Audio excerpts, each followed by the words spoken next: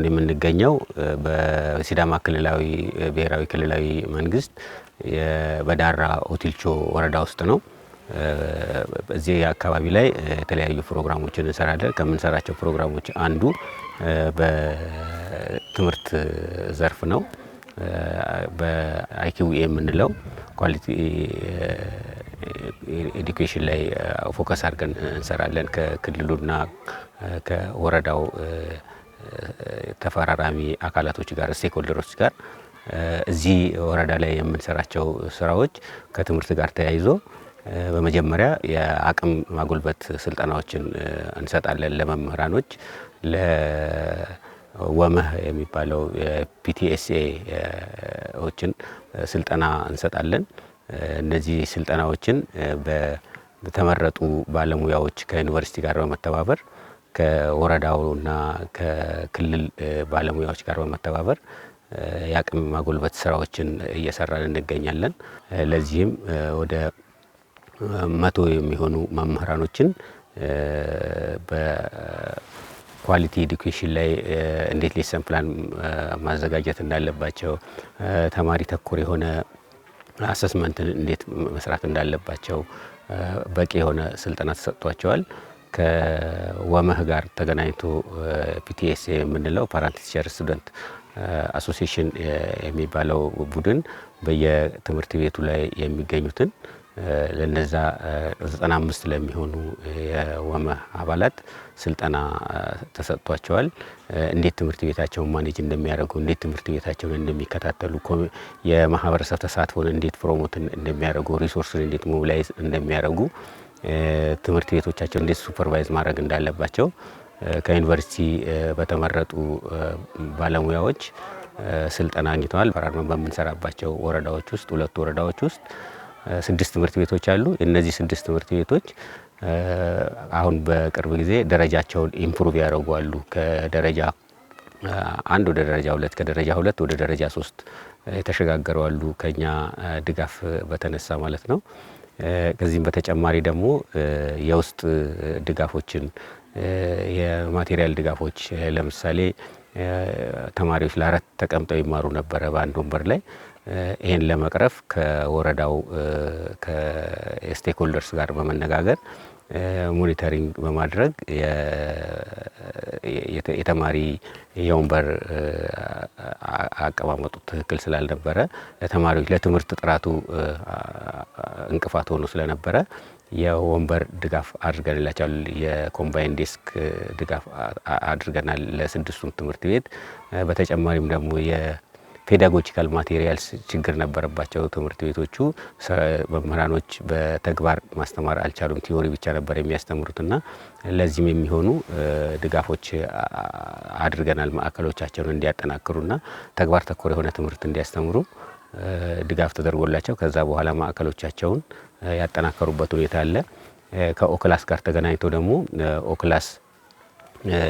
ለኦክላስ የሚሆኑ እንደ ትልልቅ ተማሪዎች በሎካሊ በተሰሩ ወንበሮች ተቀምጠው ልጆች ምቹ ባልሆነ ወንበር ላይ ተቀምጠው እነዚህ ህፃናት የፕሪስኩልና ኦክላስ ህፃናቱን በማይመች መልኩ እየተማሩ ይገኙ ነበረ። ይህንን ኦብዘርቭ በማድረግ በፕሮግራማችን በፕላስቲክ ወንበር ቻይልድ ፍሬንድሊ የሆነ ፕላስቲክ ወንበር ከነ ጠረጴዛዎቹ ሙሉ ለ6ቱም ትምህርት ቤቶች ድጋፍ አድርገናል። ልጆች ሲደክማቸው የሚያርፉበት ውስጡ ምቹ እንዲሆንላቸው በፕላስቲክ የተነጠፈበት ጅባ የተነጠፈበት ምቹ የሆነ የተለያዩ ደግሞ በተግባር የሚማሩበት ፊደላቶችን በአስተማሪዎች ቀርጸው ውስጡን እንዲያስተካክሉ በተሰጣቸው ስልጠና ተጠቅመው ውስጡን ያስተካከሉበት ሁኔታዎች ይገኛል።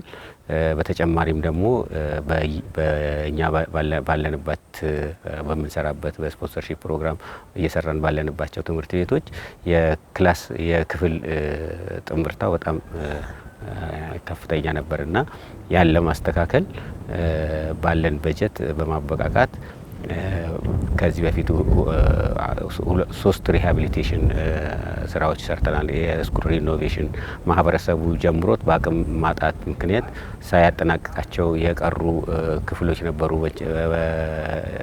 በእንጨት ቀዳዳ የተለያዩ ንፋስ የሚያስገባ በር የሌላቸው፣ መስኮት የሌላቸው ምቹ ያልሆኑ ሎካሊ የተሰሩ ቤቶች ነበሩ።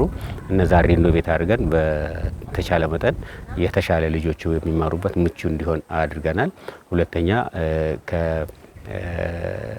ግንባታን በተመለከተ ሙሉ ግንባታ አንድ ገንብተን አስረክበናል። 4 ክፍል ያለው ምቹ የሆነ ሽንት ቤት ጨምሮ ማለት ነው። ሌላኛው ትምህርት ቤት ላይ ገና አሁን በግንባታ ላይ ያለ ነው።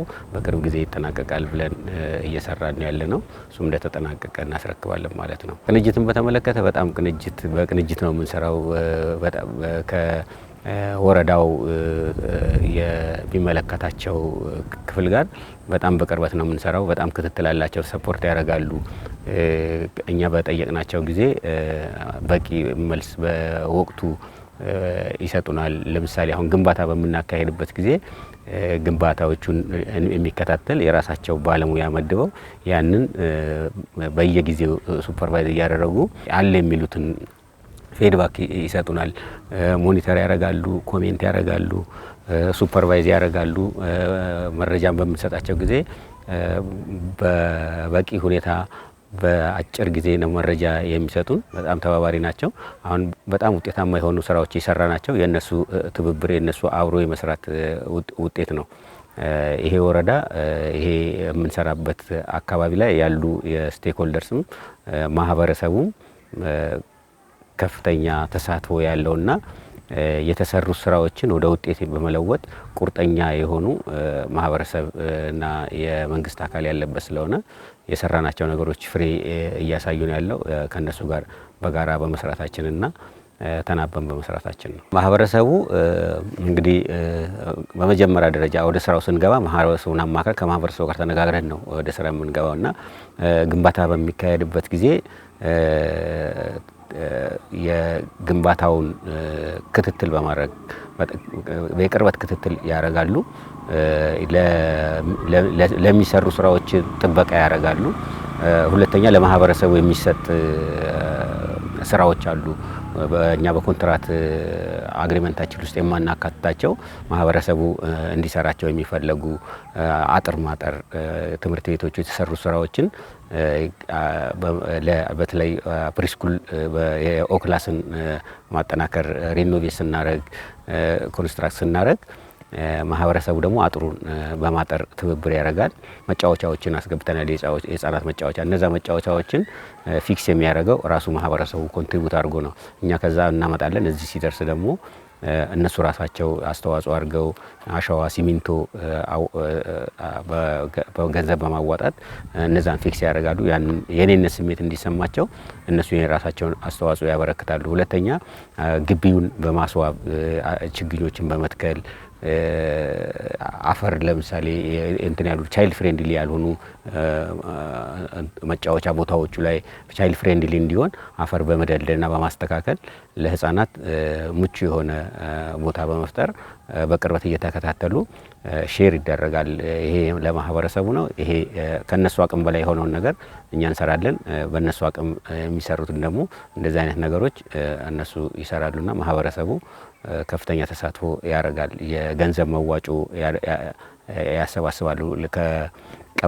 የቀበሌ አመራር ገንዘብ መዋጮ ያሰባስብና ለየትምህርት ቤቶቹ ያከፋፍልና በዛ ኮንትሪቡት እያደረጉ እኛ ያልሰራናቸውን እነሱ ይሰራሉ። ስለ ፕላን አካባቢው ላይ መኪናም ሲያልፍ አሁን ህፃኑ ወንዱ ሁሉም ሲያይ ፕላን ነው የሚለው። ምክንያቱም ብዙ ነገር እዚህ አካባቢ ላይ ሰርተናልና ሁሉም ነገር ለፕላን ያላቸው እይታ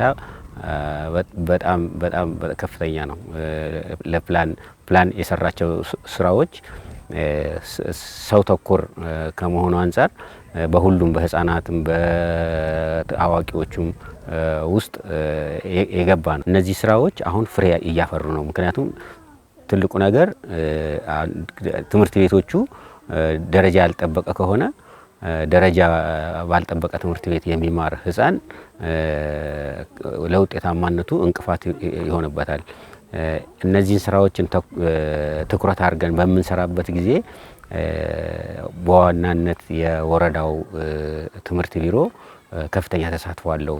እያንዳንዱ የሚያስፈልገው ጋፕ ያለበት ቦታ ላይ ለይቶ በመስጠት አብሮ በመስራት ባለሙያ በመመደብ መረጃን ቶሎ በመስጠት ትብብር ያደረጉ አካላቶች አሉና ለእነሱ ከፍተኛ ምስጋና ማቅረብ እንፈልጋለን። እኛ ብቻ መጥተን እዚህ ስለሮጥን ስለሰራን ውጤታማ መሆን አይቻልምና ወረዳውን እንዳጠቃላይ ትልቅ አስተዋጽኦ አበርክቷል። ትምህርት ቤቶቹ ማመስገን ያስፈልጋል። የሰራናቸው ስራዎችን ተቀብሎ ወደ ተግባር በመለወጥ ረገድ በተጨማሪም ደግሞ እንዳጠቃላይ ቀበሌው ራሱ የቀበሌ አመራሮች ትልቅ አስተዋጽኦ ነው የሚያበረክቱት። ስራዎቹ በሚሰሩበት ጊዜ ጥበቃ በማካሄድ ጥበቃን በመመደብ ቀበሌው ራሱ ጥበቃ መድቦ አንድ ማቴሪያል በምናመጣበት ጊዜ ማቴሪያሎቹን እንዳይባክኑ ትልቅ እገዛ ያደርጋልና አጠቃላይ የቀበሌው የትምህርት ቤቶቹን የወረዳው ስቴክሆልደሮችን ማመስገን እፈልጋለሁ።